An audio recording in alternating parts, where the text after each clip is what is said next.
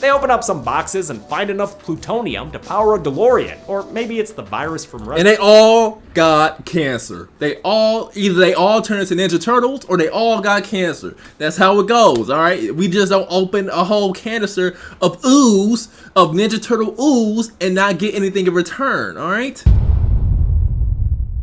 You know, I was thinking to myself, right, what flair meant to me. I never really had an answer because I really didn't know till today. Flair means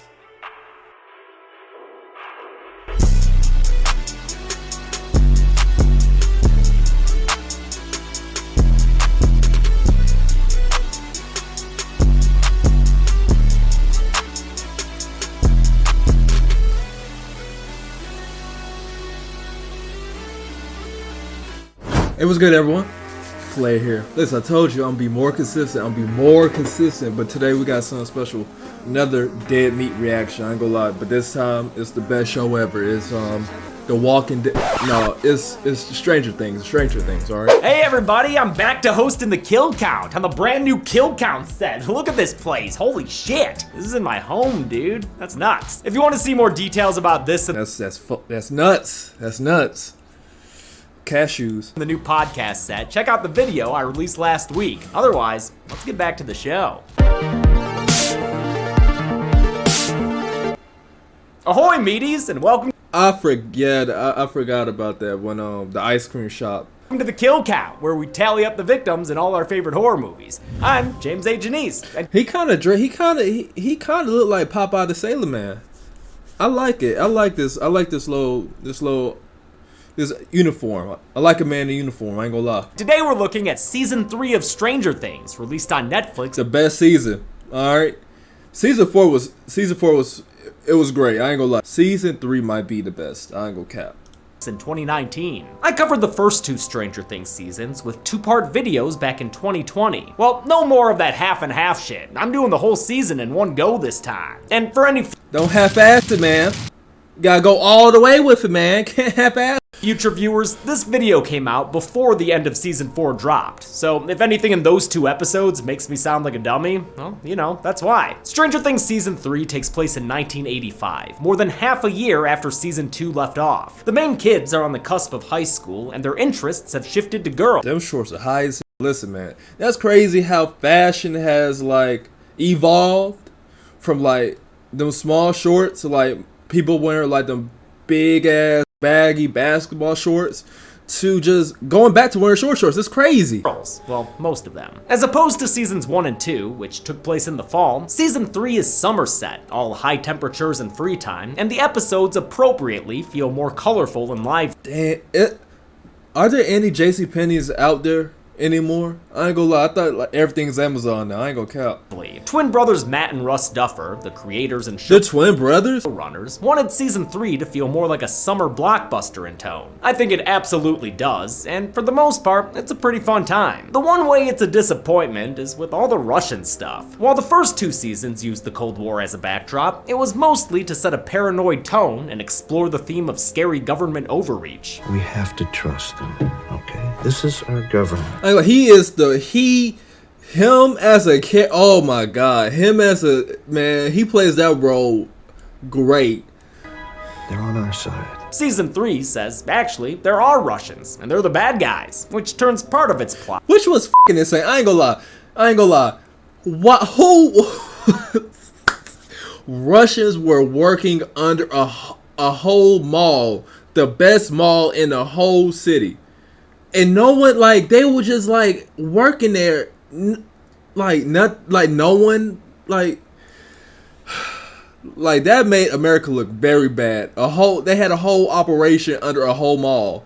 That, man. Into a madcap spy movie with a boring Terminator wannabe. I appreciate that the show is I trying ain't gonna lie, he was just, he was to expand out from Hawkins, but the Hawkins setting and characters are what make it so enjoyable. Thankfully, those characters are able to salvage most of the silly plot stuff. Speaking of characters, we have a few new additions to the cast. Many of them. What happened to that man, that mayor, or that newspaper guy? That's, man. And what happened to him?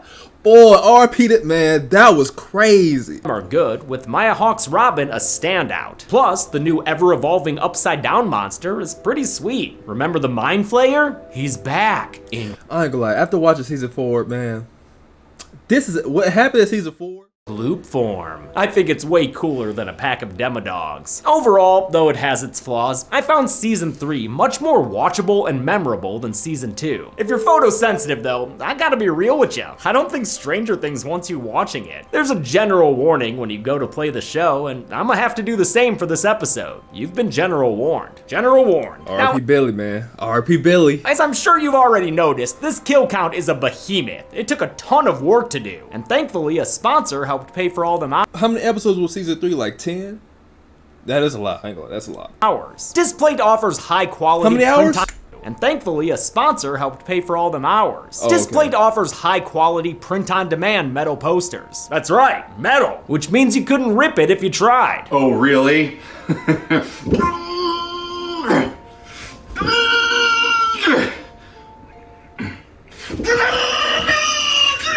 They're perfect I feel the same way trying to open like a bag of chips and like they just like vacuum seal that shit for no reason. Like they vacuum sealed a bag of like 10 chips in the bag. It's like it pisses me off. I ain't gonna lie. Season 3 is sweeter and bolder. Does that mean more bodies? Only one way to find out. I've been waiting 6 months to say this. There was at least 200 bodies in season 3. There was at least 200. I can almost guarantee it was almost 200.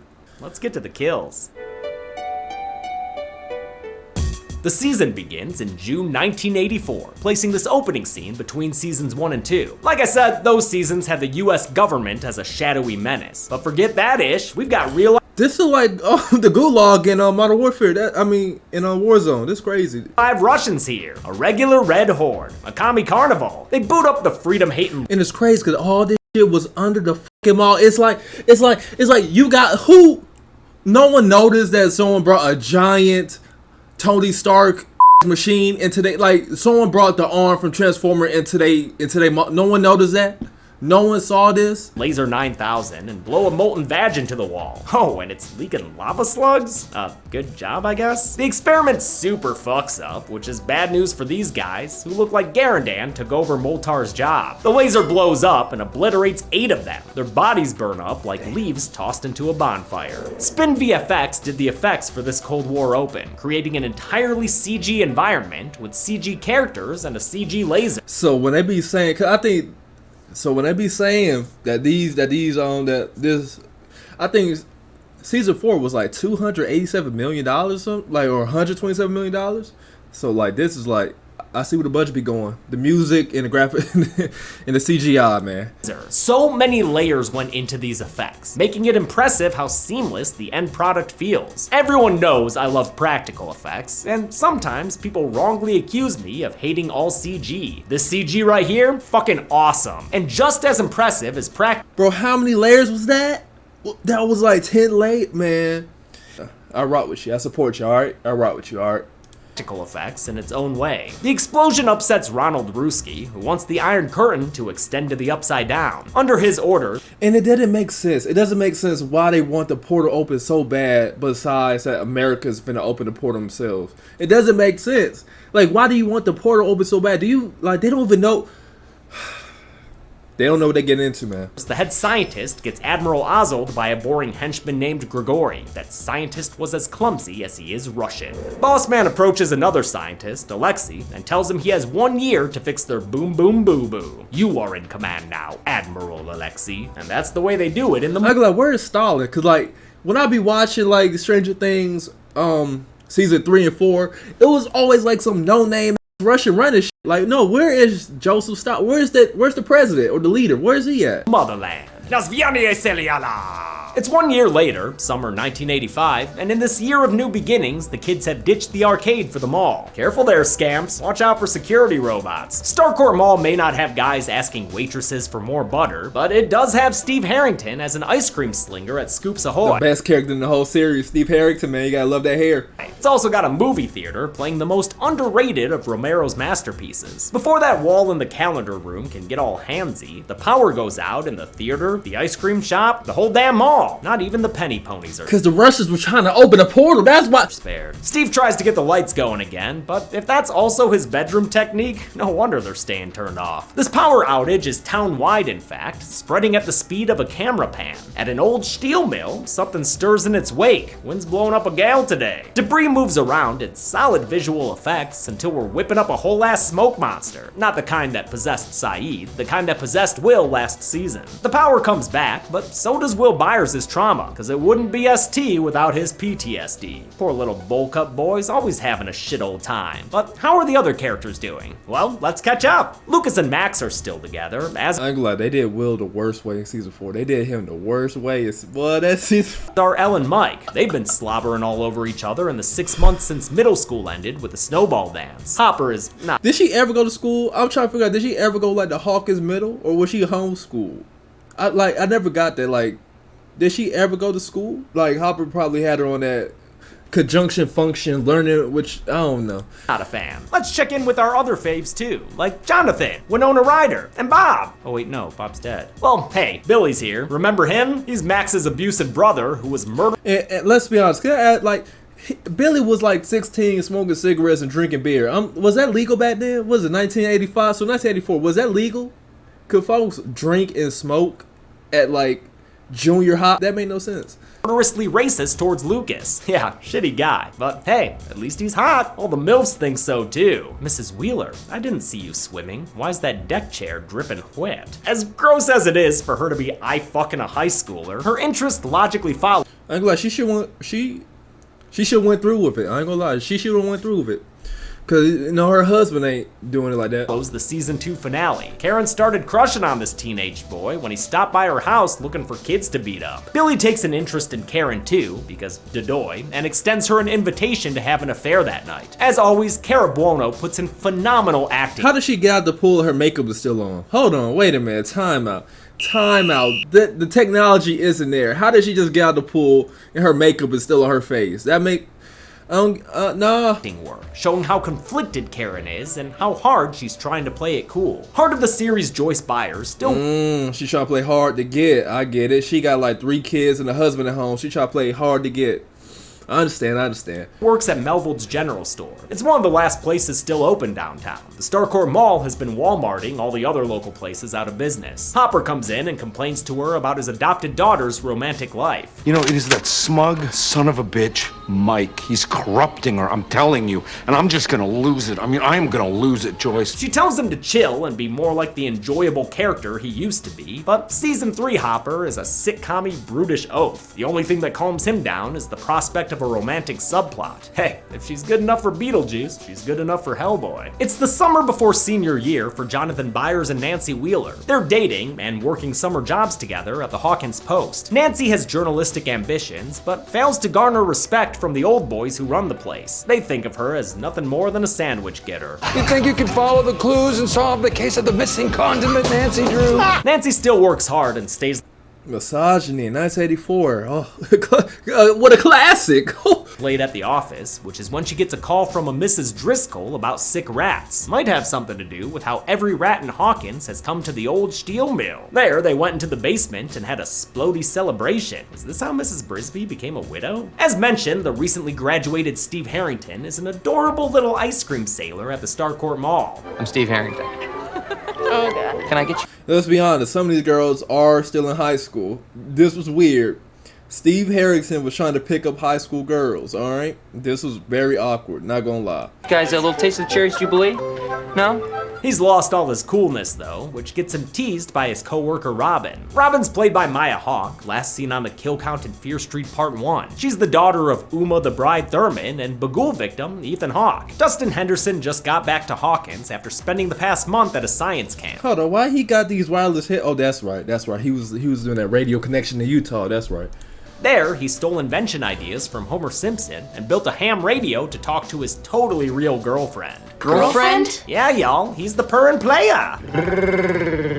The radio requires high elevation to work, and during the hike to get there, Mike and Eleven leave to suck face. The others persevere and summit late, but hours after setting up the radio and asking Susie if she copies, Dustin's new boo still hasn't answered. His other friends bail too, meaning Dustin's all alone when he intercepts a secret commie radio message. It's coming from the layer we saw in the cold open, and for Dustin's sake, I hope it doesn't have anything to do with Ovaltine. At home, Hopper tries his best. You know what's crazy? That the radio signals weren't protected enough to where a little ass kid with an AT&T satellite on a hill was able to pick up the transmission. And man, stranger is stranger, man. To follow Joyce's advice and speak to Eleven and Mike like adults. He's bad at it though, and they're little shits right back to him. What I wanted to say to you is that, Uh-oh. I think we're in trouble. Oh, come on, Mike. You don't mess around with Jim. Hopper lies to Mike and says his mom wants him home. In the truck, he berates the little bastard, saying he has to quit spending so much time with Al, or else he'll force him to watch the Hellboy reboot. Mrs. I ain't gonna lie, the Hellboy reboot wasn't that bad. Wheeler gets ready for her tryst to I Just Died in Your Arms Tonight, which wouldn't be released by Cutting Crew until an entire year later. Reminds me of the anachronistic needle drop in season 2, where a 1985 Oingo Boingo song scored a montage set in 1984. Karen is ready to get milfy with Bilfy until she sees her youngest Holly sleeping on her human log Ted. That'll dampen your lamps, and she decides that the price of infidelity is too damn high. Billy doesn't get that message and is practicing his marriage wrecking in the mirror when his car spins out and he crashes right next to the old steel mill. In no time at all, Billy gets hooked and dragged across the ground by his ankle. He's pulled into the basement and his scream echoes out until the next episode autoplays. Billy R.I.P. Billy. He shouldn't be that mean and racist, but you know it is what it is. Billy jump cuts out of the millie and makes a super leather jacket getaway, but it's too late, judging by these flashes of trauma and electric stuff. Billy's been infected by the Mind Flayer, specifically that dust we saw stirring to life after the Hawkins-wide power outage. His upside-down infection comes with a thrillering welcoming committee, headed by an upside-down version of Billy himself. The doppelganger's got a Field of Dreams message for him. I want you to build. But not Billy ain't talking about no baseball diamond. He wants Billy to build an army for him. Hup hup! Hopper meets with Larry Klein, hotshot mayor of Hawkins. He's played by Cary Elwes, who we best know from Saw, where he played what was he, a proctor? I'm a doctor. Ah, yeah, that was close. Klein's the reason the Starcourt Mall has moved into town, which not everyone is pleased about, given the condition of Main Street. Klein says fuck him and forces Hopper to clear out the protesters for not having a permit. Intrigued by the rat disease lead, Nancy— You need a permit to protest? Whoa.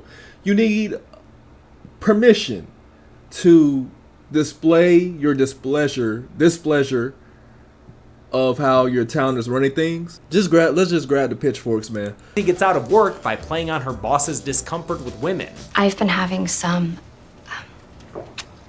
girl problems.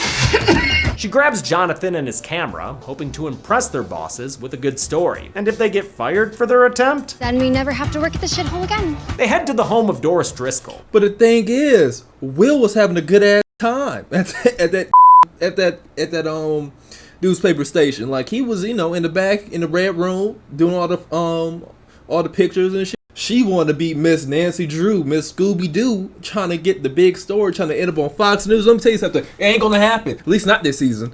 And shout out to 70-something actress Peggy Miley. She's great, like a wholesome little old lady version It was sad what happened to her. She was a good character. It was sad what happened to her. of Danny DeVito. Lemonade, it's fresh squeezed. She really makes Mrs. She's short as hell. I ain't gonna lie.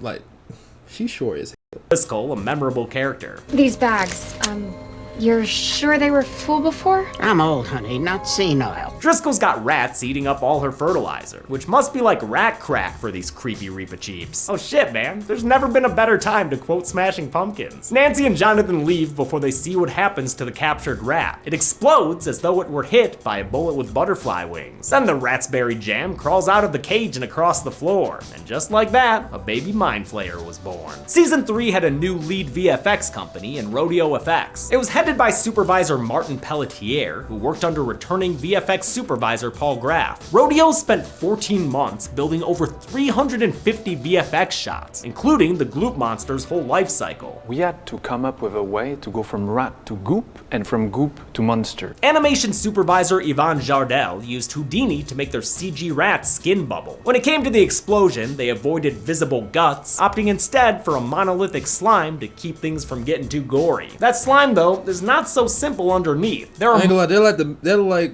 mystery meat. They're like what they used to give you in school, like the meatloaf. multiple layers of biomechanics that inform how the creature moves and behaves in space. These fleshy effects are much different What's that movie with Robert Williams, Goober? than the ash particles that dominated season 2. The Duffers wanted grosser visuals for season 3, and for inspiration turned to The Thing and Hellraiser. Wet and fleshy was their mood board. Probably wanted at least a 5 on the Screamin' Mad George scale. Mike, still feeling the sting of Hopper's yelly threats, lies to 11 to avoid hanging out with her. Elle can tell she's getting BS'd, so good job, Hop. You caused emotional duress to a couple of hormonal teens. Adoptive father of the year right there. He celebrates by setting up a non-date dinner with Joyce that night, but she's distracted by some other attraction that isn't working. The magnets in her store have fallen down, just like the ones on her fridge at home did earlier. Fucking magnets. How do they work? Mike's lie sends him and 11 seeking comfort in their friends. Mike with Lucas and Will, and 11 with Max, despite the brief rivalry they had in season 2. Everyone pretty much agreed. Let's be honest, it wasn't a rivalry. Well, technically it was a rivalry, but the thing is though, she ain't want Mike. She wanted Lucas. This man Hopper, he is the ultimate cop blocker, man. It's sad. And the boys head to the mall so Mike can get 11 an apology gift. Though it's against Hopper's rules for her, 11 also goes to the mall. Max says she can forget her boy troubles with a material Madonna mop. And let me ask you another question. Like, what in the shows, right? In the seasons, right? Season 3, season 4, right? Why are they dressing? Why are they making 11 dress like a hillbilly in those 2 seasons? Like, why can't she just dress like the normal girls here? Montage. Why are you dressing like Gallagher, girl? Things get pretty cutesy here. We even get a stacked heads around the corner bully girl soda blow up prank. It's a real Teehian time. The kids all run into each other outside the mall, and thanks to her newfound confidence, 11 kicks Mike to the curb. I dump your ass. A lot of Stranger Things locations are filmed on sets at a soundstage in Atlanta, especially when they're frequently used, like the Byers house and the Wheeler basement. Hopper's cabin is a whole ass building constructed on a soundstage. But for the Starcourt Mall, around which the entirety of season 3 revolves, production bought a part of the Gwinnett Place Mall in Duluth, Georgia, which had first opened in 1984. Like many malls, it had fallen on hard times in the No one goes there anymore. That's why they got it. No one goes there no more, alright? I'm surprised they didn't get the Greenbrier Mall either, but no one goes no one goes to that mall. the 21st century. The Georgia State student's body was discovered December 21st by a mall security guard. The body was behind this counter area of a former food court restaurant. Jesus, I didn't expect that though. That wasn't fun to watch. I don't remember that. I don't remember that. The mall was given a cosmetic makeover by Stranger Things' longtime production designer, Chris Trujillo. His team of more than 50 carpenters and painters worked for 10 weeks rebuilding dozens of stores. Literally everything had to be recreated, all in period accurate design. JCPenney in a 3,000 square foot Gap. Yeah, did they have to buy the licenses for this? Like, this is a lot of money. I'm not gonna lie, this is a lot of money. They had to buy the license to put JCPenney on the show, well, to put the brand on there. They had to pay to rebuild the mall. They had to pay to be able to use the mall. That's a lot of money, man. Joined original businesses like Scoops Ahoy and Star Cinema. The renovations went as far as rewiring the place to give production complete electrical control. And apparently the mall was open and functional during shooting. The public part separated from the set by simple curtains. Like, a bunch of people are shopping as we're filming. In the mall, people are shopping as we're filming. And I see people just like, huh? Dustin heads to the mall next to reunite. Is he mad? The show's best character pairings. Dustin forever, motherfuckers! Robin, you can join too. He tells Steve about his possibly fake girlfriend Susie and the secret Russian radio transmission he intercepted. If Steve can help him decipher it, they can be true red, white, and blue heroes. Unfortunately, they kind of suck at it, so Robin butts in, arguing she's got a much better chance at success. I'm fluent in 4 languages, you know. Russian, Uye Arye Umbade. That's pig Latin. That's pig Latin. Pig Latin, dingus. Ixnay on the Upid stay. After some time, Robin cracks the first sentence. The week is long. Well, that's thrilling. The remaining sentences are no less cryptic, but on their way out, Steve recognizes where he heard the transmission's background music. I don't understand. It's the exact same song in the recording. Yeah, it's Hal's favorite song. And the signal isn't coming from Russia, but from right here, inside their town's bustling core of capitalism. When Joyce can't figure out magnets on her own, she heads to an expert, the miniature painting, Weird Al listening to science teacher, Mr. Scott Clark. What happened to him? Like I guess they stopped going to middle school, so like they said, like, get him out of here. They spend all day talking nerd shit, and he posits a theory as to why her magnets ain't magneting. Basically, a nearby big-ass machine might be the reason, and Joyce knows a place where they've got all sorts of big-ass machines. She's still in Scott Clark's garage when it's time for her and Hopper's not-date dinner. Aw, man, and he went full-on Miami Vice for it. The no-show causes Big Jim to get drunk by himself and belligerent with the staff. Great police chief behavior, dude. Definitely drove himself home drunk, too. At the Hawkins pool... But, you know, he's a sheriff, so he could drive drunk. Let's be honest. He's gonna have to arrest himself, but you know, that's the perks when becoming an officer of the law, I guess. Karen Wheeler tries to explain to Billy why she didn't meet him for meat mashing. The sweaty boy hallucinates knocking the MILF out, but thankfully, that wasn't real. Stay away from me, Karen. Just like with Will last season, there's still part of Billy inside his body, even though it's mostly Mind Flayer at this point. Unlike Will, though, Billy is a violent douche nozzle, so it's hard for me to tell when he's supposed to be possessed and when he's not. Just as Will did before him, Billy tries to keep his body cool. He's taking a cold shower when fellow lifeguard Heather Holloway finds him. She peers with a 1,000-yard stare before Billy can't take it anymore and attacks her. Later, he ties her up and takes her to the old steel mill. He tells her not to be afraid, because he's just here to show her his friend. His giant, goopy, terrifying friend. Max and Elle keep listening to So that's the first body, and plus that's kidnapping. Okay.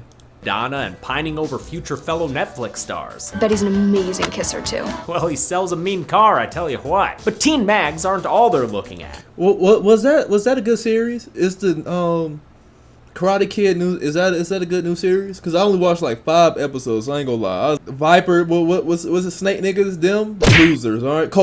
Cobra Kai. Bunch of fucking losers. 11 taps into her powers to spy on her ex-boyfriend and his boys. Huh, what are they up to? Some things... He shit himself. Not gonna lie. I have never seen no one have that long a fart and not shit themselves. That's insane. Never change. Dusty farty. Okay, very well.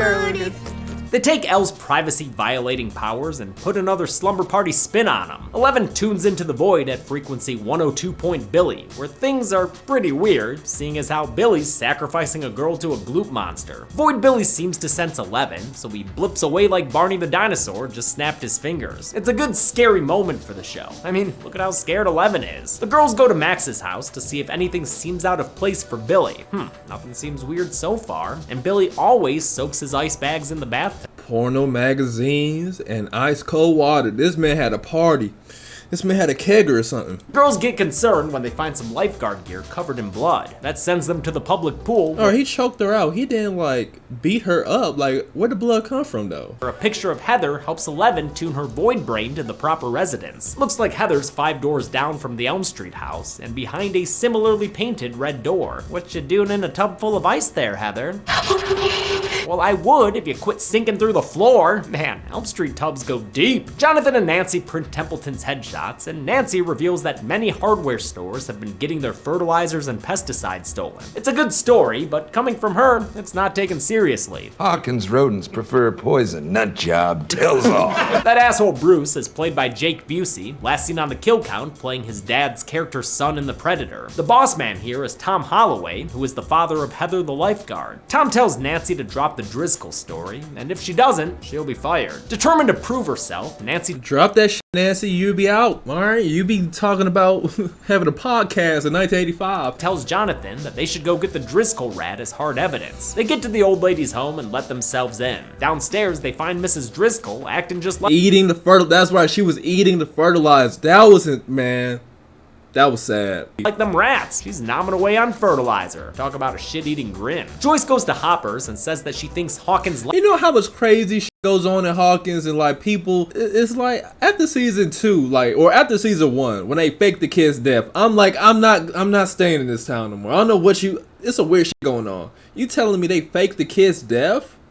They had a funeral for that kid. I'm leaving, alright? I'm gone. Lab is behind whatever's causing her magnets not to work. Though he's pissed at her for standing him up, Joyce forces him to come along as she heads to the lab with determination and B&E tools. They break into Hawkins' lab, which has been abandoned since season 2 ended 6 months ago. Oh hey, this is where Bob died, and Joyce is just so happy to be back here. Really, it's great, like super. The upside down gateway is still sealed up tight, but they do hear a noise nearby. When Hopper goes to investigate, he's attacked by Grigori, the Russian bruiser from the season's opening scene. Grigori the Boring knocks Hopper out before riding away on his bike, like cool guy American Steve McQueen's in Greatest of His. Imagine beating someone's ass just driving away in the rain in a nice ass motorcycle, or like in a Russian motorcycle, man. That's so 1985, man. I swear. When they finna let off like the nuclear bombs? Like, let's be Skeepings. Robin's been trying to decipher the Russian code, but it's not until she sees a cat symbol that she gets an idea. You know, maybe check for skull masks before running into the middle of the mall like that, Maya. She whirls around and cracks all the code's clues, confirming that the transmission has to do with the mall itself. She and Stustin have a rainy rooftop spy sesh where they see more evidence that something shady's going on. Well, I think we found your Russians. And I think you found your subplot. Will is trying. like, he has an AK-47, and there's another scene where they also had an AK-47 in broad daylight. It was like, who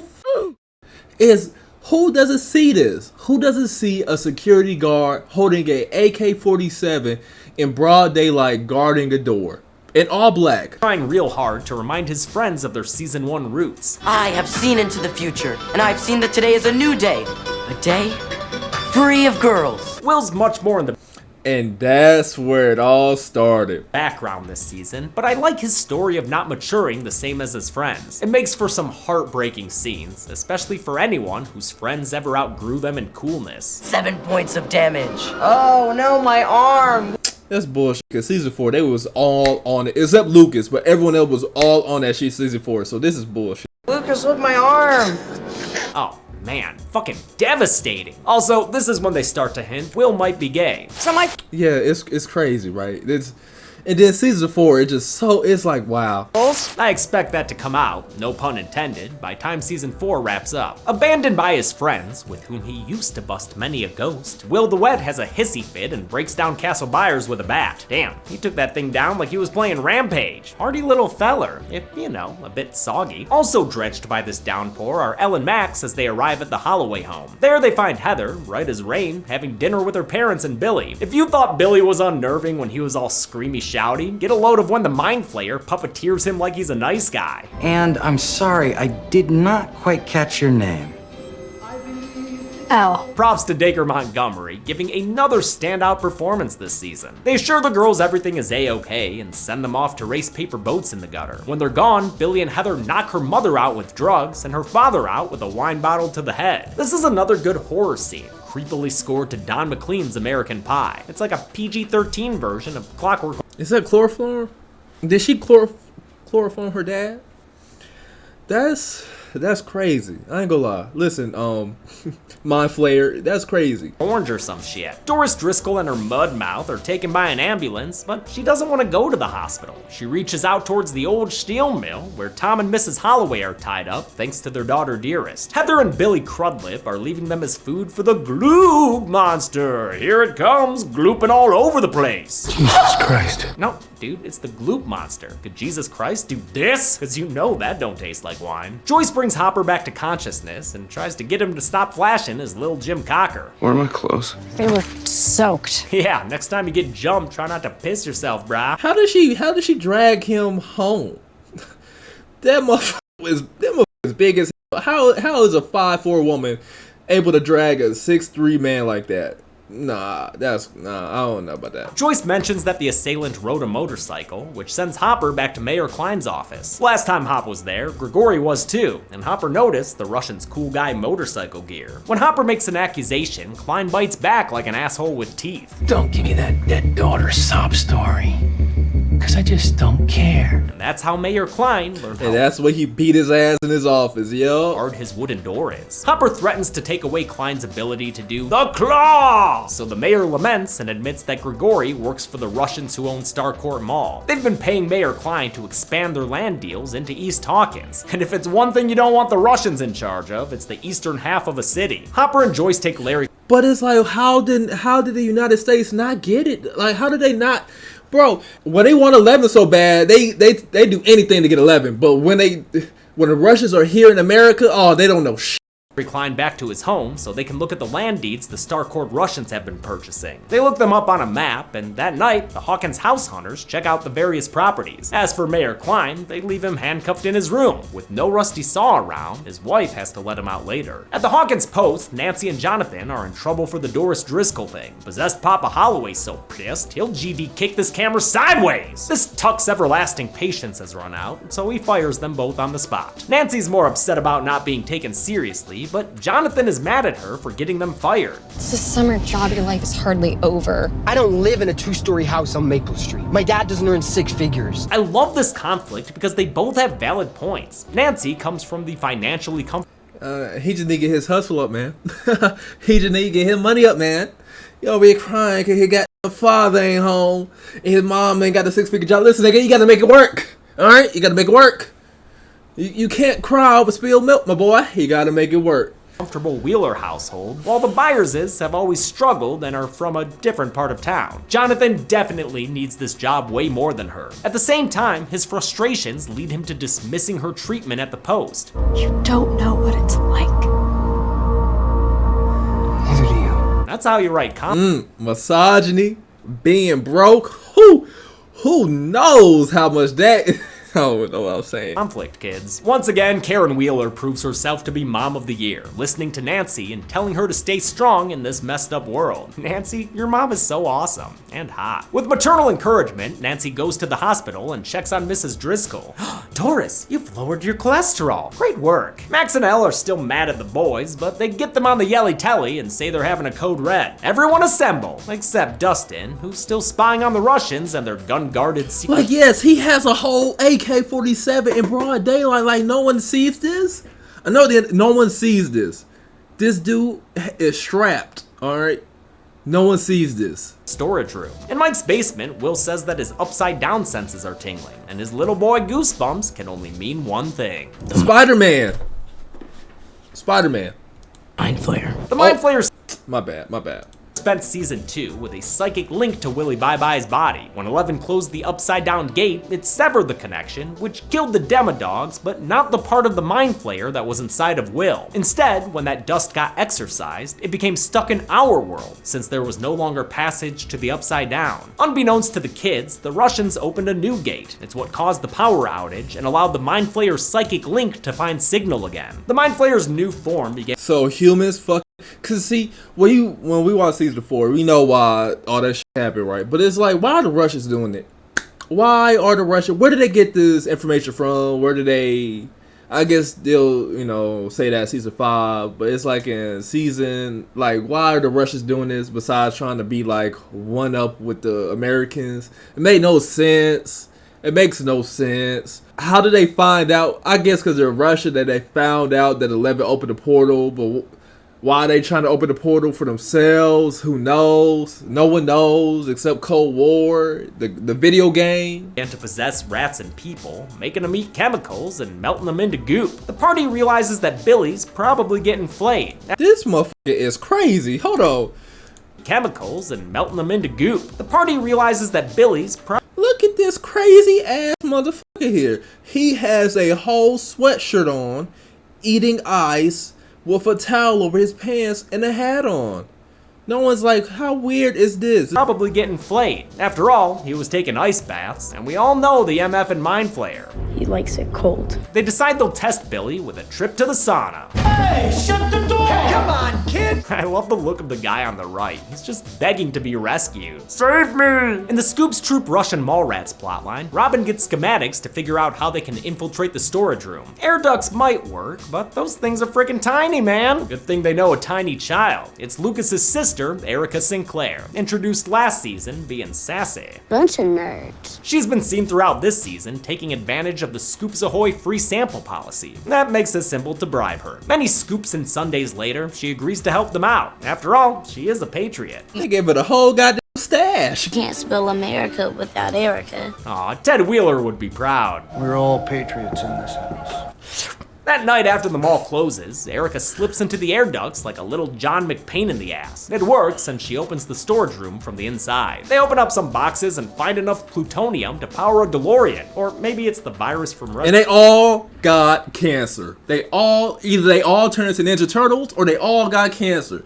That's how it goes, alright? We just don't open a whole canister of ooze, of Ninja Turtle ooze, and not get anything in return, alright? Resident Evil. Either way, not a good time for the room to start shaking like this. Turns out they're actually on an elevator of some kind, and much like the elevators in Resident Evil, that thing starts dropping at a pants-shitting speed. Not Billy's been sweating up a storm all day, so he's excited to cool down with a nice cold shower. But even possessed by the Mind Flayer, Billy falls victim to a trap. He's launched through the air by the telekinetic teenager and gets locked up in the sweat box. They raise the temp to sweat him out, though Max begins to have doubts when Billy starts crying and pleading. Again, hard to tell how much Billy is actually there. We've never seen him act vulnerable. No, but you know what's crazy? When you watch Stranger Things, right? When a grown man gets slammed into the wall by Elle or whoever, right? They usually don't get up. They don't get up. The fact that he got up, he's not normal anymore. He's not normal. Before, and besides, Will's got some back of neck bumpies. That means the Mind Flayer is in the house. Get away from the door! Let me out, you bitch! Let me out! I'll fucking cut you! Yeah, it's the Mind Flayer, right? Or is that just Billy? The heat finally takes its toll on Billy's possessed body, giving him venom levels of vascularity. The same sort of spiderweb effects start to cover Mrs. Driscoll in the hospital, because when the Mind Flayer gets damaged, so does the rest of its possessed network. We learned this in season 2. That's why you always do the homework, folks. Billy breaks free and Eleven holds him back with her mind powers, but the telekinetic teenager can't stop. Did she not push him through? She threw him through the brick wall. That's what she did. She blew his ass away. Stop Billy from setting a new PR, and he grabs her by the throat to show that he means Billy business. Mike rescues Eleven. And it's kind of crazy how these kids just. I understand, cause I would do the exact same shit. I'm like, oh my god, he is choking her out. From a strangly death, allowing her to gain the upper hand once more. She mind flings Billy through a frickin' brick wall. And that's how you know he's not normal. No person in the whole wide world is getting thrown against the brick wall and getting up and walking away. No one. Which causes her to collapse and allows Billy to get away. He finds comfort in the hands of the possessed Heather Holloway and all their friends, the flayed citizens of. That was crazy, cause the music that was playing, the OST that was playing while there was, man, that was scary. So this is at least like, I would say at least 30 people right here. At least 30.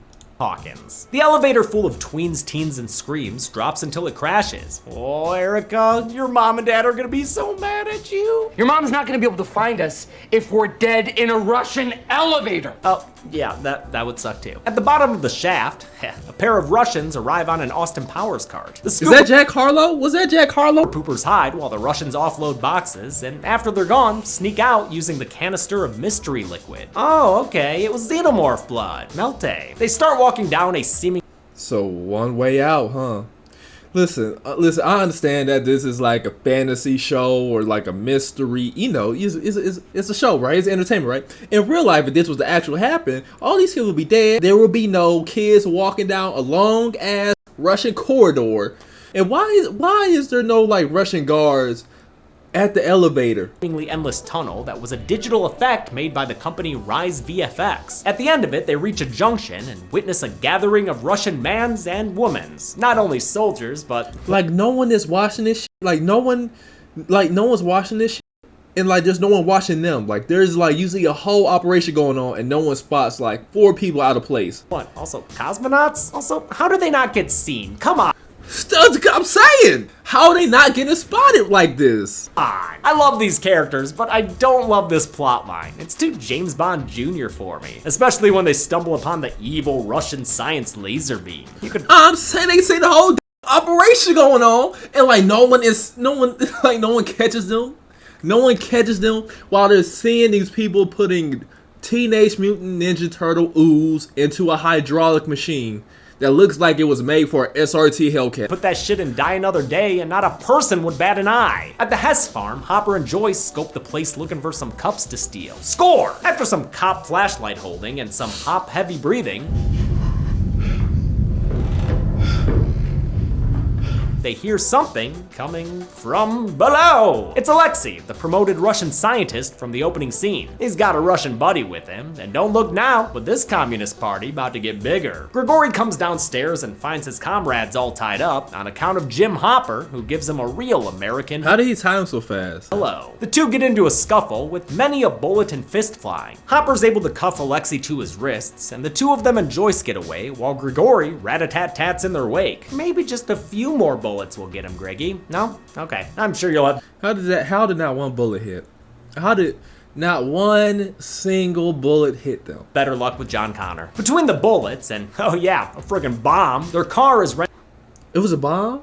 I don't remember a bomb. I remember it exploded because like it's a show. Of course your car's gonna explode after getting shot.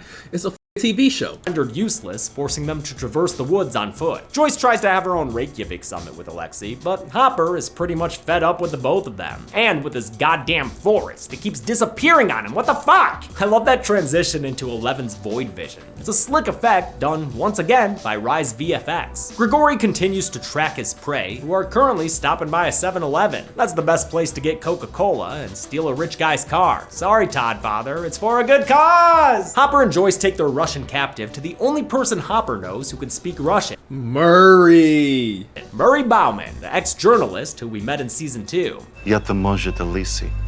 А вот наручники на тебе, сволочь советская. Hi, Jim. He brings him inside and sweeps down Alexei, showing his paranoia is still going strong. He's also just as surly and horny as usual, suggesting Hopper and Joyce want to bang. Careful now, Merster. That little lady's a firecracker. So if you don't mind, put that thing away, stop behaving like a jackass, and ask him what he's doing that's making my magnets fall off my damn fridge! You know what he's doing. You was there season 1. You know what's going. Like that's what I don't get. Like I can understand the vague thought of like they should have a vague understanding of what's going on. After 3 seasons, you should know what's going on. I hate when like after the second season start and they act all brand new like, oh, what's this? What's going on? What's that? And then season 3, they'd be like, what's this? What's that? What's going on? It's like, come on, you know what's going on. Same thing that happened last year. Winona Ryder continues to have the time of her life with this role. Since Eleven saw that Hopper and Joyce are currently indisposed, it's gonna be up to the party. I swear I couldn't have like abilities like that. Like those abilities would be cool, but like that nosebleed and shit. Nah, bro. And this box of Cocoa Puffs to do something about Billy. They're joined by Nancy and Jonathan as well, and together they realize there are a bunch of flayed Hawkinsians. Mrs. Driscoll, Heather Holloway, and Heather's dad.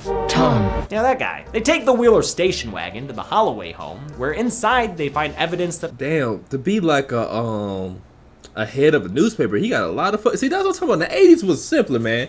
You'd be a head of a newspaper company and like have a big ass mansion, 10 house, 10 bedroom, like 5 baths, like motherfucker was living like LeBron James off like $100,000 salary, man. It's crazy.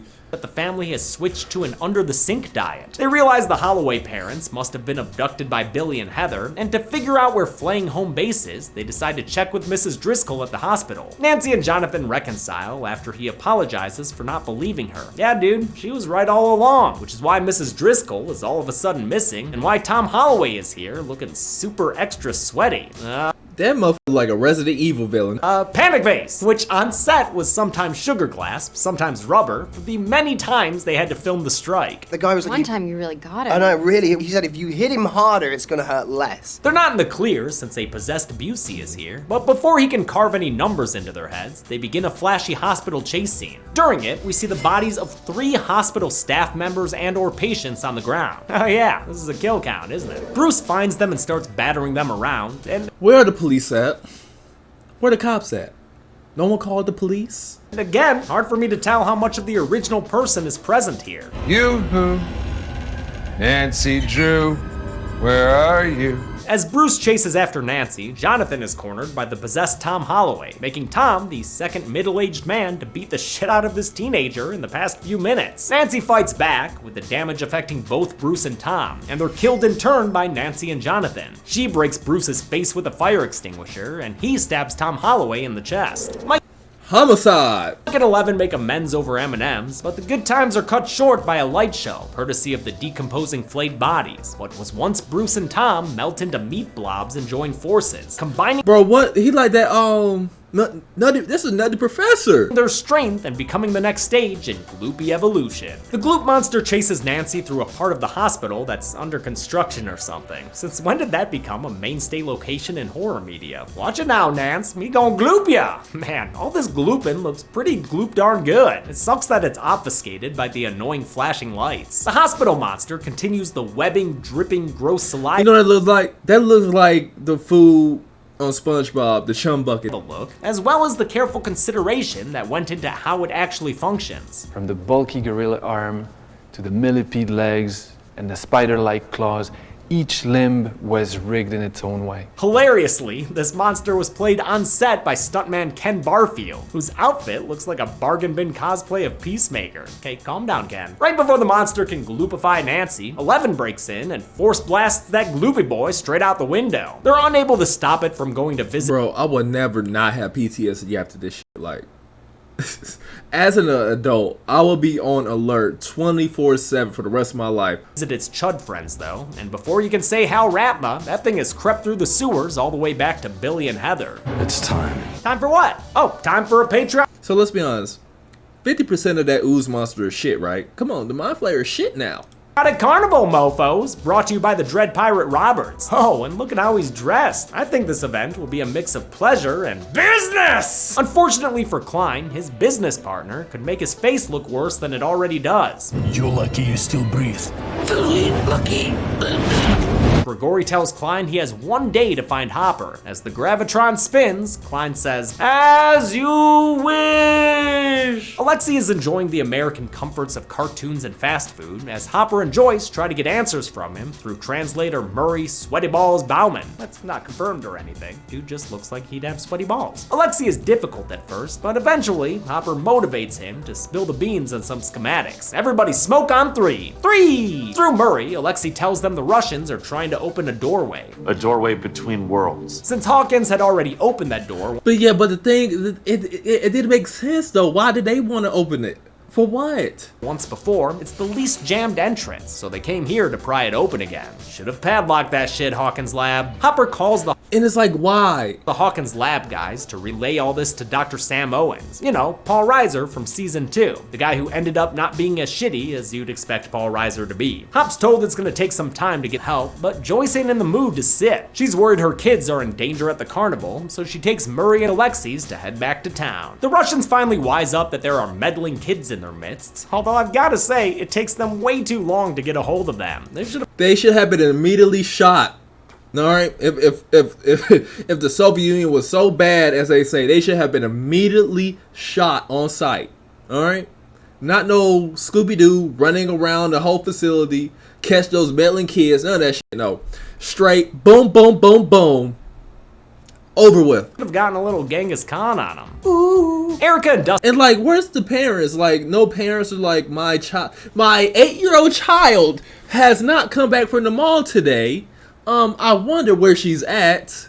police officers. Dustin escaped through a floor grate as the ice cream slingers get a bouquet of guns in their faces. In the air ducts, Dustin recaps seasons 1 and 2 for Erica until they find their way to the Dino DNA freezer system. They don't have any fake Barbasol cans, but they do find the keys to a cart and a frickin' cattle prod or some shit. That looks pretty fun. Dustin's hoping they can use these to help Steve, who's currently getting interrogated the hard way. Who do you work for?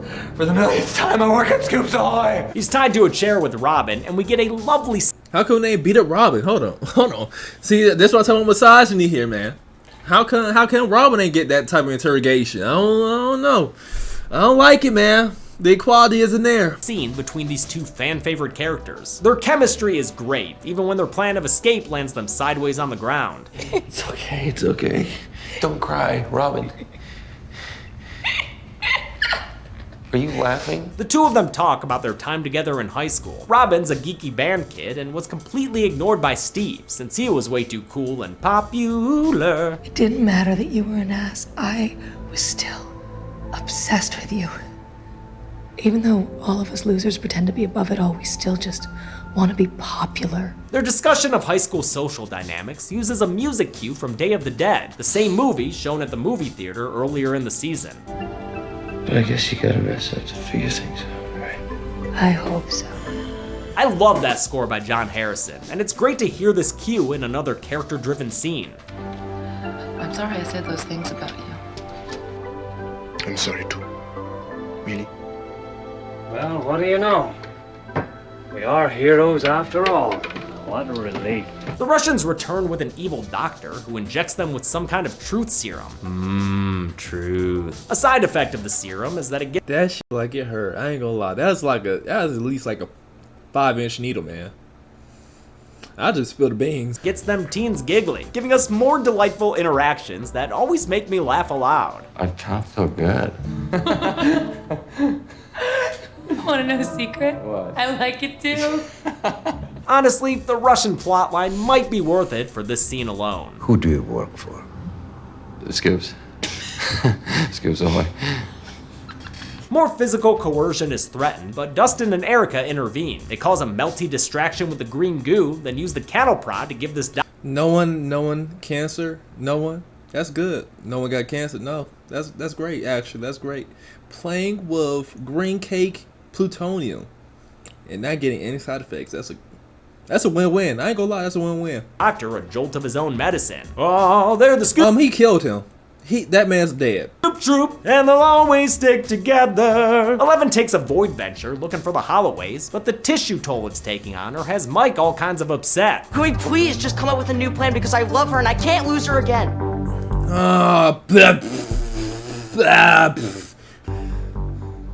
Aw, he L-words L. She didn't hear his proclamation, because she was too busy finding Billy Gloomis. Turns out, he's just sitting in his room, minding his own goddamn business. Nothing weird about this. No, he was trying to get 11. That's what he was trying to do. I think it's what people did to pass the time before the internet. The party and co realizes this is probably a trap, so they ain't about to march into Billy's bedroom. 11 remembers how she saw into her mom's memories last season, so she decides to try the same trick with Killy Billy. In the void, she takes his hand and reaches out to the Billy deep inside. That lands her in his memories on a stranded beach with nary a Jeff Probst in sight. Instead, she sees a young Billy and his mother. Careful out there, kid. Don't want to end up like the Kittner boy. This memory has got a Why are they all by themselves, though? Well, it's a memory. It's a memory. My bad. Lightning storm going on, giving us very cool visuals, the kind that have come to define the series. Again, they were done by Rodeo Effects. My favorite part is how they kick this kid around on a green screen even though you barely see him in the end. The upside down dandruff starts raining down as 11 sees little boy Billy get bad news berated by his father. Yeah, that guy has always sucked. And he even abused Billy's mom in front of him. It's another example. That's a sucker punch. That's a KO. That man needs to go to jail. Of the cycle of abuse that was hinted at last season, giving us an explanation of Billy's bastardom that led to his eventual mind flaying. Billy got his ass beat as a kid. God, I see why he started beating up on kids himself. He got his ass beat as a kid. Man, that's what happens. It's sad. The stormy trip down memory lane shows 11 where Mind Flayer HQ is, the old steel mill. Good work, Elle. They've got a location. Pull out! But that's not an effective method of void control, and she finds herself still voiding in Hopper's cabin alone. The Mind Flayer's trap worked after all, and now he knows exactly where she is. Now we can all see you.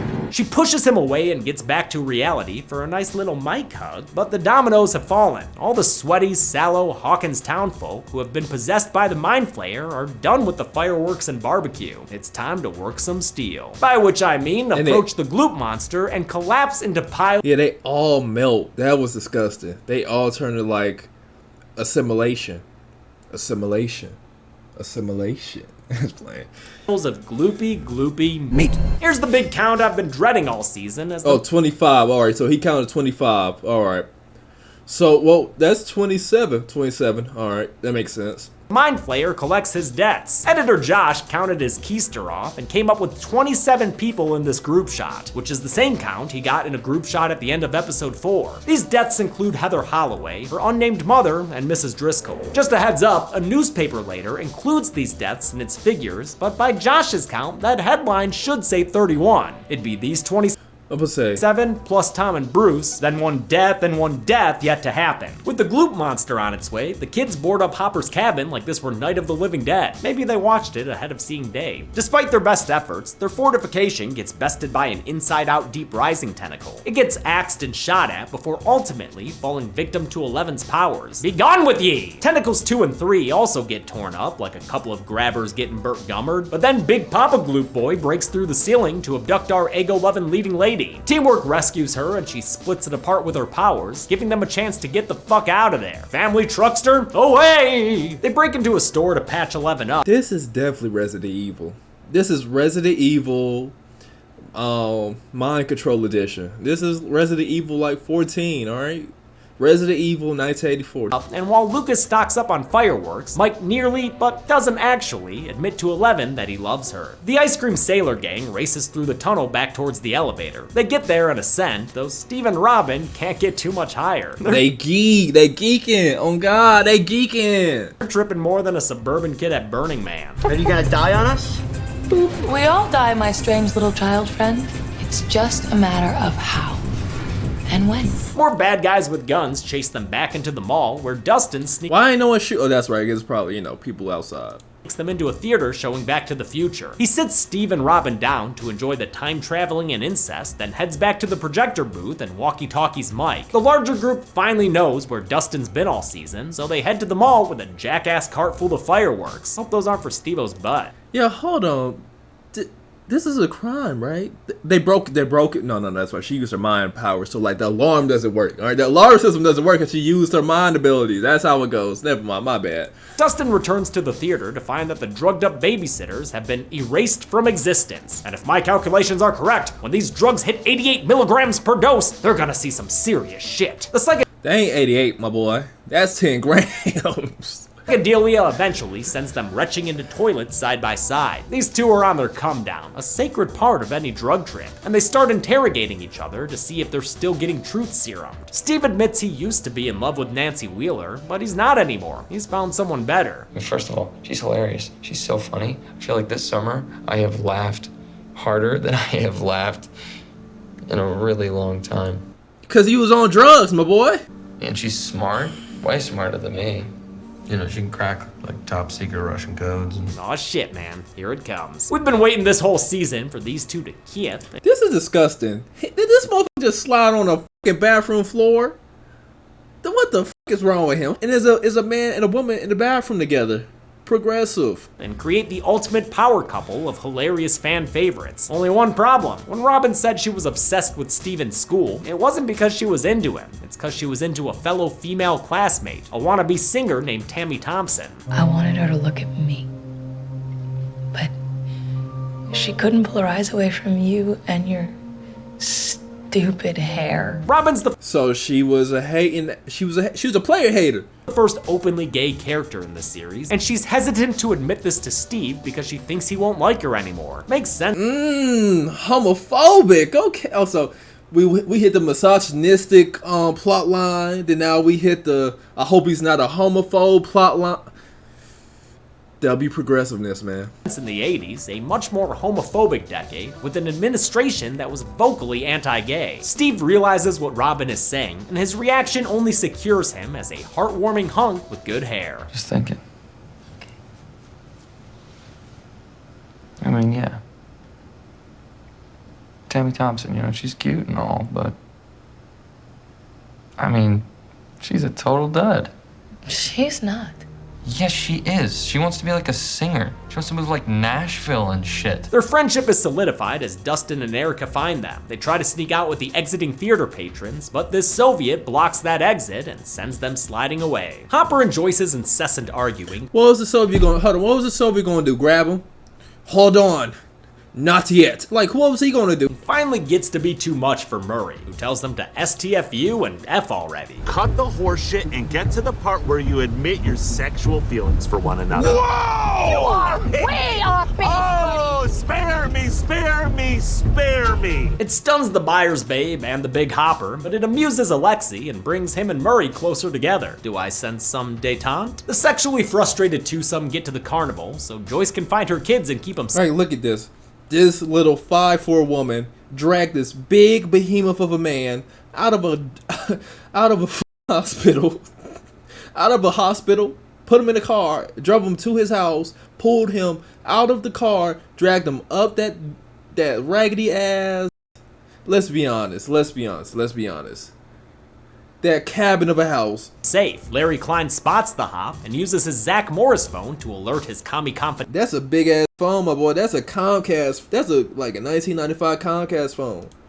Murray and Alexei are hanging out at the car per Hopper's orders, but when Alexei expresses a desire to experience America, Murray takes it upon himself to show him around the carnival. You know, rigged games, crappy prizes, a serial killer on stilts. America! I love seeing Alexei so happy here, just basking in all this freedom. What is this, some sort of Red Friend redemption? The night is about to be made perfect with hot dogs and a Woody the Woodpecker plush. Watch it. Hammer and sickle are brought down on Alexei. Grigori shows up and shoots the defector in the chest. You know what's crazy? An actual silencer, right? That wouldn't like it wouldn't be like pew. Sending the Russian scientist reeling and Murray stripping his clothes off to help his friend. Hopper sees the danger and lures. And why he's so weak that one gunshot took him out, man?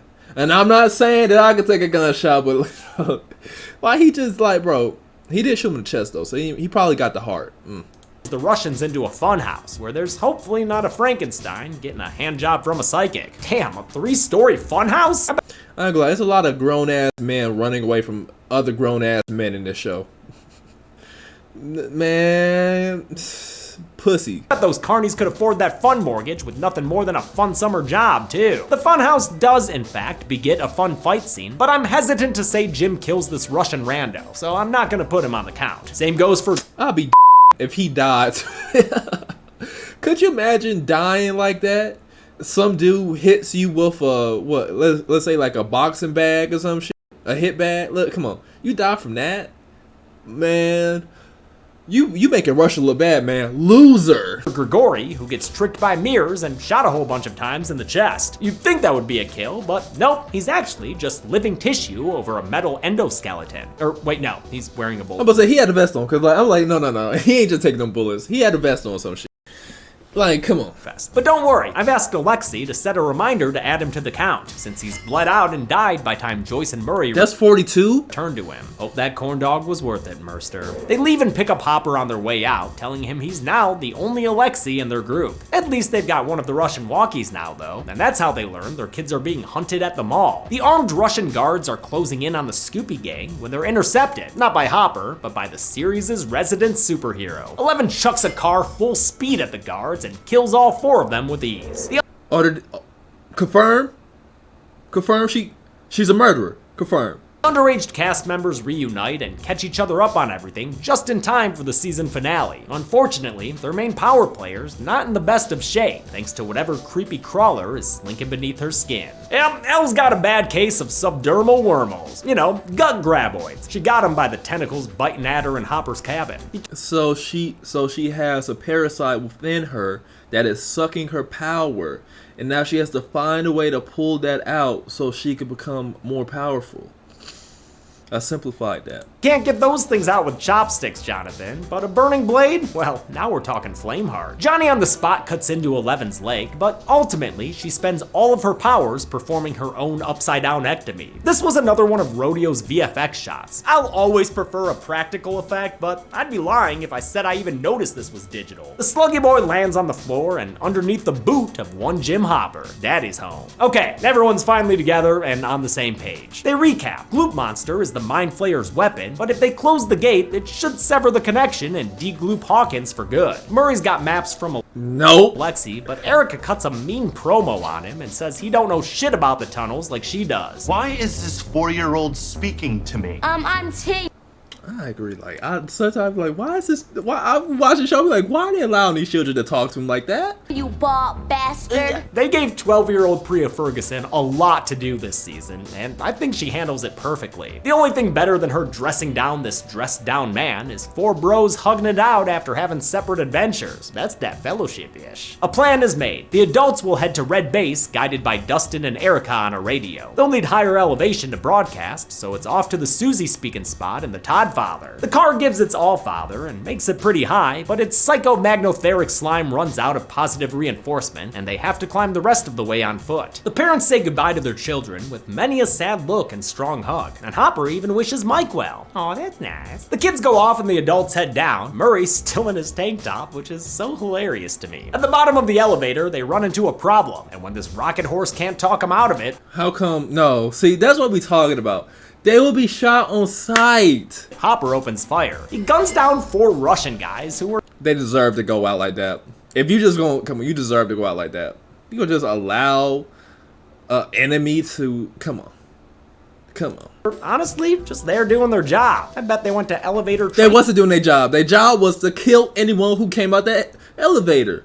That was their job. Their job wasn't to stop and pause and try to view the situation. No, get these folks out of here. Grade school and everything. This is a bit of a jump in action for me, and I like that Murray is at least bugged by it. Hold on, whoa. This is a bit of a jump in action for me, and I like that Murray is at least... What is this shit here, buddy? I thought he had pants on. This man got some shorts on. He got Daisy Dukes on. What? At his age of 44? I don't know about that. He's bugged by it. I love that he's the kind of guy who can find genuine enjoyment talking to a Russian guard. Why are you talking so much? He was nice. He was nice? He was a nice guard. Yeah, I mean, we should probably invite him over after all this is done. Nancy and her crew go to leave for a safer location, only to find that the station wagon is no longer operational. A cable's been cut. And it was upside down Billy, the saboteur! That puts them back inside.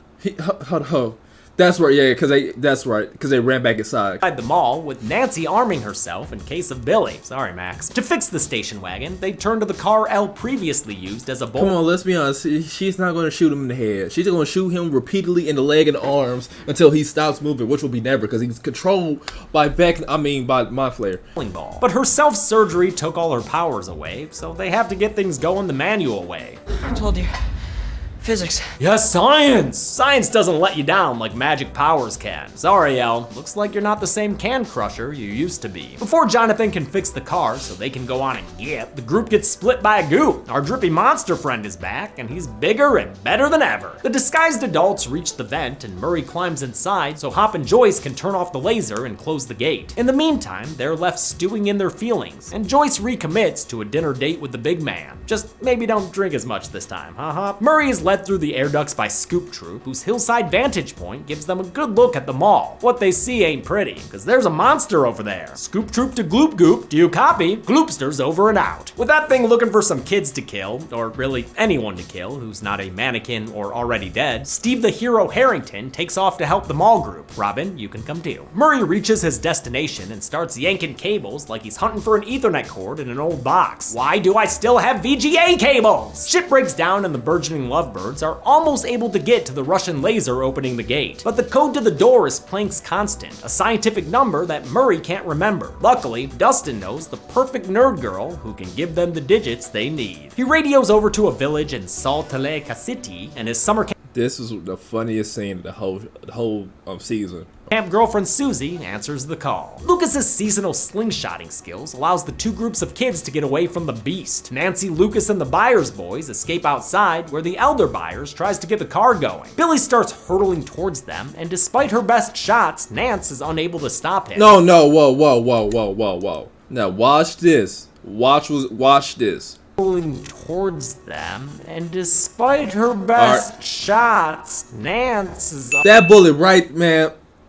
Should've went right here. Unable to stop him. Fortunately, Steve Harrington T-bones the Billster, saving the day and causing at least 2 concussions in the process. I agree. I'm about to say 2 concussions, probably 3 concussions. Steve might have brain hemorrhage because he did get beat. He might see Steve should already have a concussion from that ass whooping he got by them Russians, right?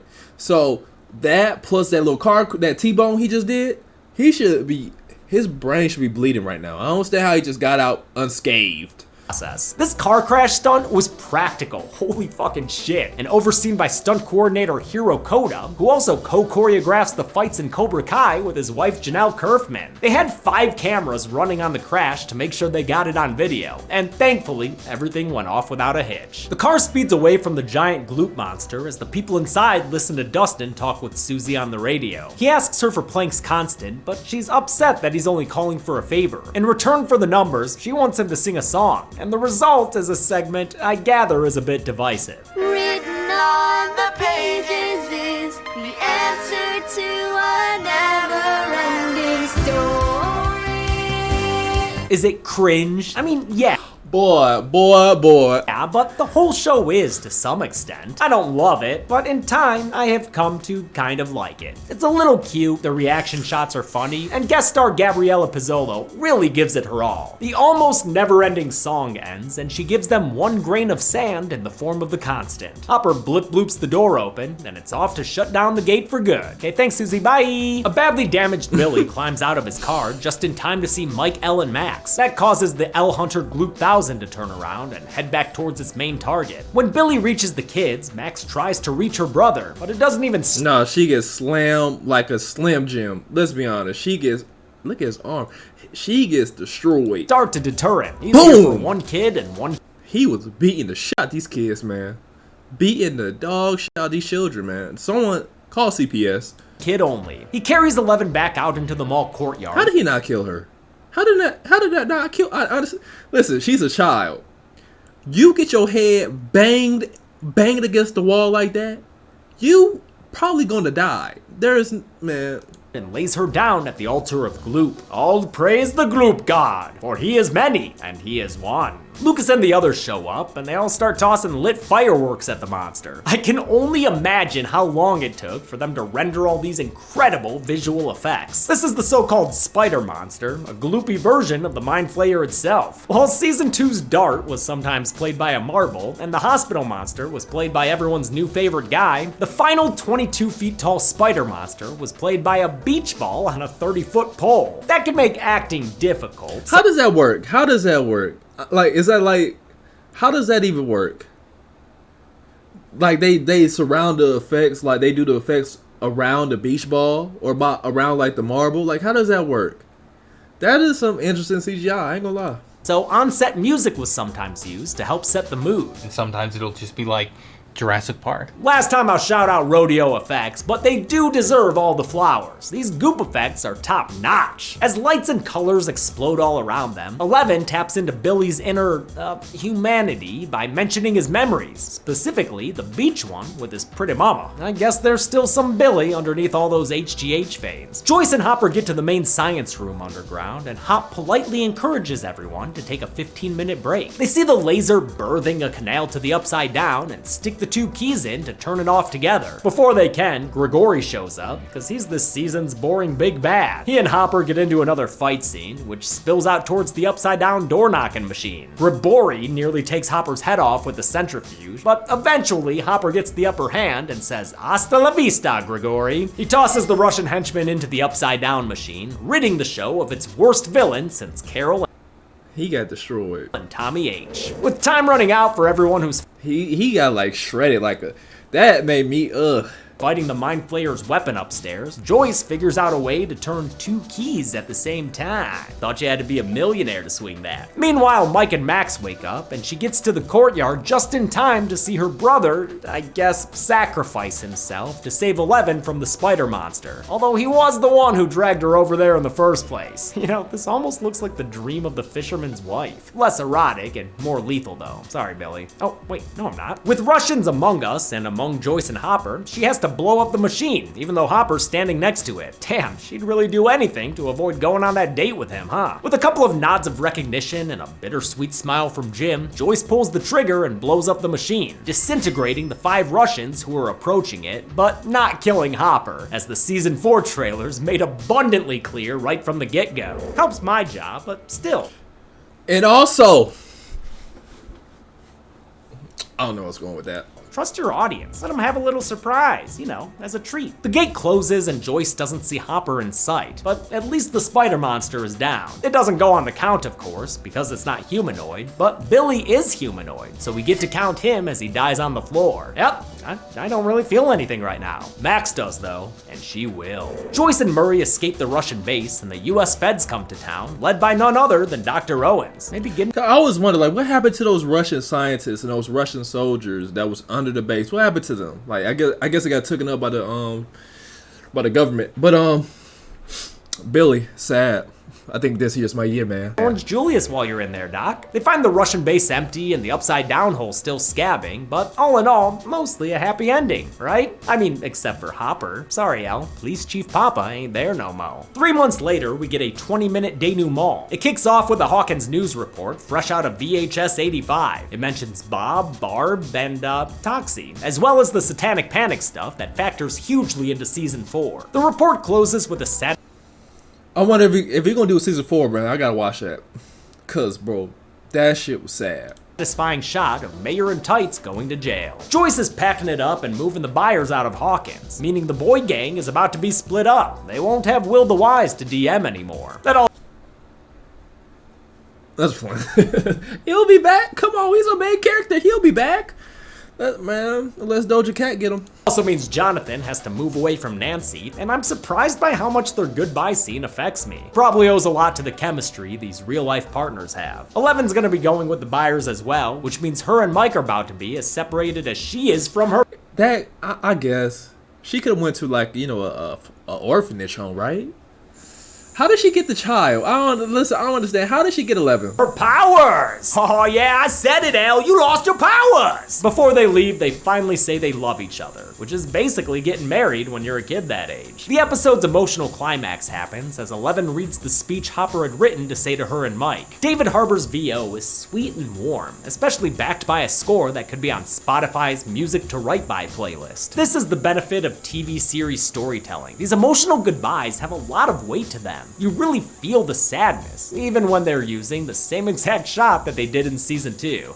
Maybe it's a callback. I do think the emotion's a little undercut by this second ending they tack on with heroes playing. It's a weird editing decision to see all this stuff a second time. A mid-credits scene takes place in Russia at what could be the 7th Circle prison. The guards mention an American prisoner, then toss a Russian guy into a cage with a monster. It's the Demogorgon, who we haven't seen since season frickin' 1. Is it the same one? I don't know, but I'll count the Russian prisoner it eats as our final victim of this count. Will season 3's body count match this episode's monster length? Let's find out and get to the numbers.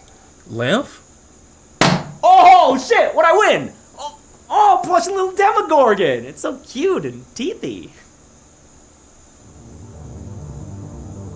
By my count, Stranger Things 3 had 58 kills in total. That's more than 3.5 times the 16 kills in season 1, and it beats season 2's count by 8, making season 3 the— 50 people died season 2? That's right, all those doctors in the hospital, okay. most lethal season of the show I've counted so far. Gender breakdown's hard to do because of masks and shadows, so how about some other fun facts? The Mind Flayer was responsible for 33 of the victims. Grigori only nabbed himself 2, while 11 killed 4 guys and Hopper killed 5. And with 8 episodes this season, that left us with an average of 7.25 kills per episode. I'll give the golden chainsaw for coolest kill to the great big glob of gloop in the basement of the old steel mill. Well, I guess for what this is for, yes, because like that was disgusting. I don't know. That was nasty as fuck. The effects are fantastic. They made all the people falling apart look Damn, she got that gyrating the shit. horrific. Dull machete for Lama's kill will go to the Russian scientist who was bored to death. I don't know, that was a tough choke out, man. He got choked out. That was a nasty choke out. Look at him. He got him like an Mortal Kombat finisher move style, man. I don't know, that might be tough. It's kind of hard to kill someone like that. That's kind of, I don't know. You grab someone like this, I don't know if you killing them. Like, you got him, I don't know. I think the neck fat was saving from that, but I don't know. Death by Grigori, same. And that's it. Stranger Things Season 3 came out in 2019. COVID delayed Season 4, so there was a 3-year gap before we finally got it. As this kill count comes out, the first chunk of episodes have already been released. And honestly, Season 4 fucking rules. Go check it out for yourself. Until next time, I'm James A. Janice. This has been The Kill Count. Alright, that was Season 3 of Stranger Things. If you didn't watch the show, I don't know how you didn't, but that was the kill count, the dead count, kill count, you know. Hey, shout out to them, man. They interesting, very interesting. But if you like the video, like, comment, subscribe down below. See you guys next time. Peace. Cause he was on drugs, my boy.